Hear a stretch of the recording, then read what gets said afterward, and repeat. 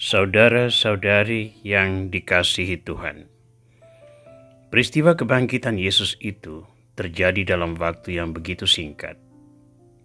Ada gempa bumi yang hebat, lalu malaikat Tuhan turun dan membuka pintu kubur, lalu duduk di atasnya dengan wajah berkilauan. Para serdadu yang menjaga dan perempuan-perempuan yang membawa rempah-rempah gemetar ketakutan. Sesudah diyakinkan oleh malaikat itu bahwa Yesus telah bangkit, perempuan-perempuan itu bergegas kembali ke para murid untuk membawa kabar itu. Di jalan pulang itulah mereka bertemu dengan Yesus. Demikianlah gambaran kebangkitan yang kita peroleh dari Injil Matius bab 28 ayat 1 sampai 10. Peristiwa besar ini terjadi begitu cepat. Bahkan bagaimana Yesus keluar dari kubur itu pun tidak terlihat oleh mereka. Ketika disampaikan kepada para murid pun mereka tidak langsung percaya. Yesus bahkan perlu menampakkan diri berkali-kali untuk meyakinkan mereka. Mengapa itu diperlukan? Karena merekalah yang menjadi utusan Yesus untuk mewartakan kebangkitan kepada bangsa-bangsa mulai dari Yerusalem. Ini tanggung jawab besar yang berlangsung sepanjang masa. Bagaimana itu dapat dipercayakan kepada para murid yang sederhana, penuh kekurangan, dan miskin wawasan? Tetapi Yesus mempunyai cara sendiri untuk mempersiapkan mereka. Inilah tema refleksi kita di episode ke-164 ini. Dan menghantar refleksi ini, mari kita membaca Injil Yohanes bab 21 ayat 15 sampai 19. Sesudah sarapan, Yesus berkata kepada Simon Petrus, "Simon, anak Yohanes, apakah engkau mengasihi aku lebih daripada mereka ini?" Jawab Petrus kepadanya, "Benar Tuhan, engkau tahu bahwa aku mengasihi engkau." Kata Yesus kepadanya, "Gembalakanlah domba-dombaku." Kata Yesus pula kepadanya untuk kedua kalinya, "Simon anak Yohanes, apakah engkau mengasihi aku?" Jawab Petrus kepadanya, "Benar Tuhan, engkau tahu bahwa aku mengasihi engkau." Kata Yesus kepadanya, "Gembalakanlah domba-dombaku." Kata Yesus kepadanya untuk ketiga kalinya, "Simon anak Yohanes, apakah engkau mengasihi aku?" Maka sedih hati Petrus karena Yesus berkata untuk ketiga kalinya, "Apakah engkau mengasihi aku?" Dan ia berkata kepadanya, "Tuhan, engkau tahu segala sesuatu. Engkau tahu bahwa aku mengasihi engkau." Kata Yesus kepadanya, "Gembalakanlah domba-dombaku. Aku berkata kepadamu, sesungguhnya ketika engkau masih muda, engkau mengikat pinggangmu sendiri, dan engkau berjalan kemana saja kau kehendaki. Tetapi jika engkau sudah menjadi tua, engkau akan mengulurkan tanganmu, dan orang lain akan mengikat engkau, dan membawa engkau ke tempat yang tidak kau kehendaki." Dan hal itu dikatakannya untuk menyatakan bagaimana Petrus akan mati dan memuliakan Allah. Sesudah mengatakan demikian, ia berkata kepada Petrus, "Ikutilah aku." Ketika Petrus berpaling, ia melihat bahwa murid yang dikasihi Yesus sedang mengikuti mereka, yaitu murid yang pada waktu mereka sedang makan bersama, duduk dekat Yesus dan berkata, "Tuhan, siapakah dia yang akan menyerahkan engkau?" Ketika Petrus melihat murid itu, ia berkata kepada Yesus, "Tuhan, apakah yang akan terjadi dengan dia ini?" Jawab Yesus, "Jikalau aku menghendaki supaya ia tinggal hidup sampai aku datang, itu bukan urusanmu. Tetapi engkau ikutilah aku."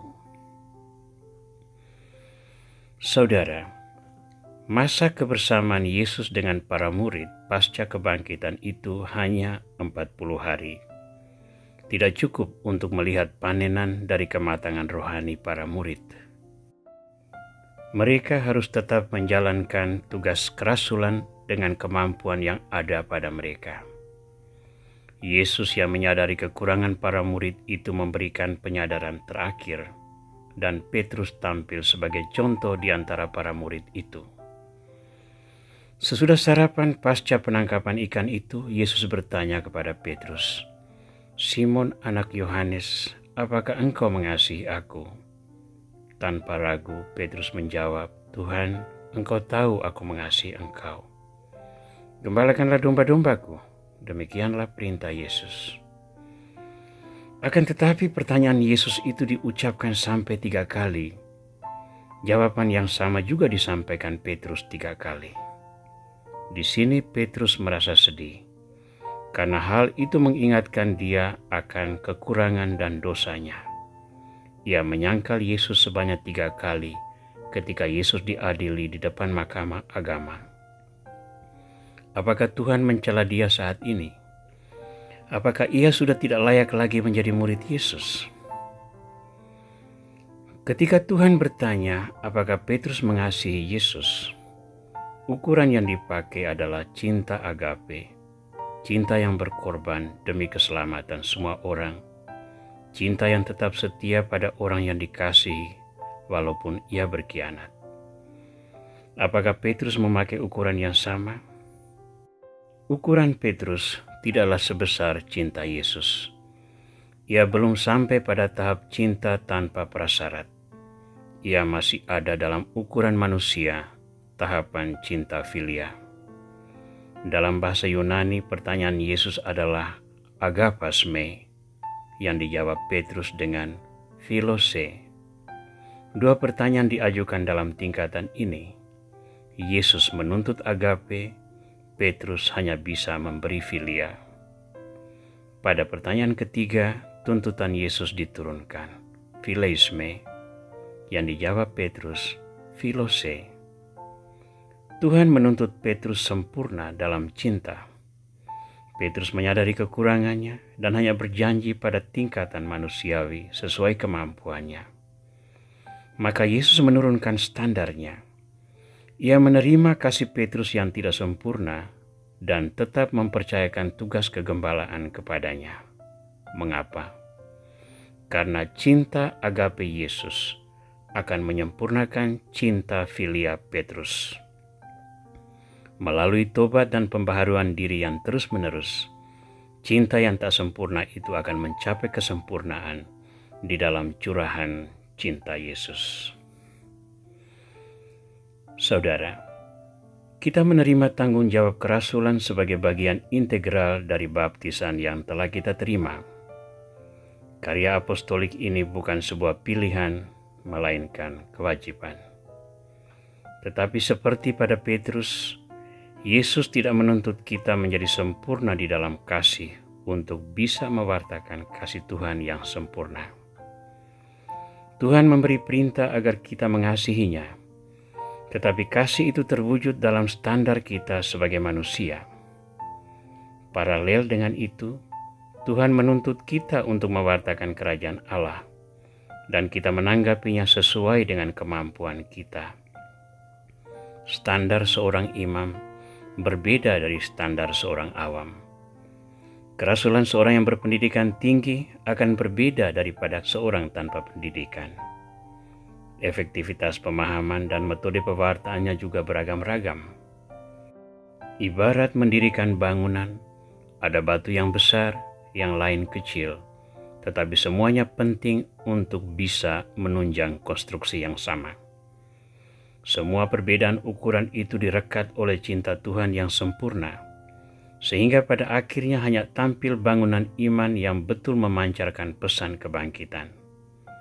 Di dalam Yesus, semua yang tidak sempurna akan disempurnakan. Memandang pesan perutusan Paskah ini, mari kita membangun komitmen baru untuk melanjutkan karya pewartaan Injil dengan lebih percaya diri. Pertama, yakinlah selalu bahwa Tuhan menerima kekurangan kita.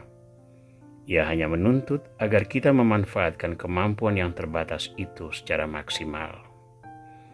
Kedua, tidak ada peranan yang tidak dihargai Tuhan walaupun itu kecil. Kerikil kecil sekalipun diperlukan untuk menjadi landasan pijak batu yang besar. Ketiga, berikanlah ketidaksempurnaan itu dengan tulus disertai keyakinan bahwa Tuhan yang akan menyempurnakannya dengan caranya sendiri. Tuhan Yesus Kristus, kebangkitan-Mu mengubah sejarah peradaban manusia dan memberi kami tanggung jawab untuk mewartakannya. Berikanlah kami iman yang tak goyah oleh tantangan zaman dan semangat yang selalu berkobar, sehingga dari ketidaksempurnaan kami tetap bersaksi tentang keselamatan yang datang dari-Mu melalui perkataan dan perbuatan kami. Semoga Engkau menerima persembahan kami yang sederhana ini dan menyempurnakannya, sehingga tegaklah kerajaan-Mu di dunia dan menaungi semua bangsa. Amin.